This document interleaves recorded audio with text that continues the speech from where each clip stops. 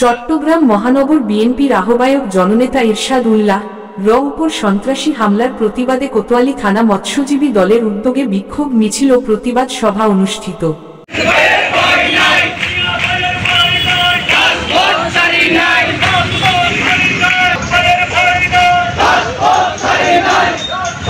গত 5ই নভেম্বর নির্বাচনী গণসংযোগ করাকালে চট্টগ্রাম মহানগর বিএনপির আহ্বায়ক জননেতা এরশাদ উল্লাহ হামলার শিকার হওয়ার প্রতিবাদে কোতোয়ালী থানা মৎস্যজীবী দলের উদ্যোগে বিক্ষোভ মিছিল ও সভা অদ্য নিউমার্কেট আলোকরণ চত্বরে অনুষ্ঠিত হয়। বাংলাদেশের খেটে খাওয়া মানুষের ভোটের অধিকার ফিরিয়ে দেওয়া, ভোটের অধিকার ফিরিয়ে দেওয়া, বিচার প্রার্থীর বিচার পাওয়ার অধিকার ফিরিয়ে দেওয়া, গণতন্ত্র ফিরিয়ে দেওয়া, বাংলাদেশের স্বাধীনতার সার্বভৌমত্ব রক্ষা করার যে আন্দোলন করার জন্য আমরা সমবদ্ধ হয়েছি।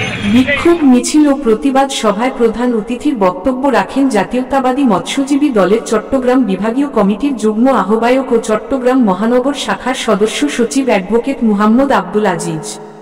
প্রধান বক্তা হিসেবে বক্তব্য রাখেন সদস্য চট্টগ্রাম বিভাগ কেন্দ্রীয় কমিটি নগর মৎস্যজীবী দলের প্রথম যুগ্ম আহ্বায়ক মোহাম্মদ মিয়া।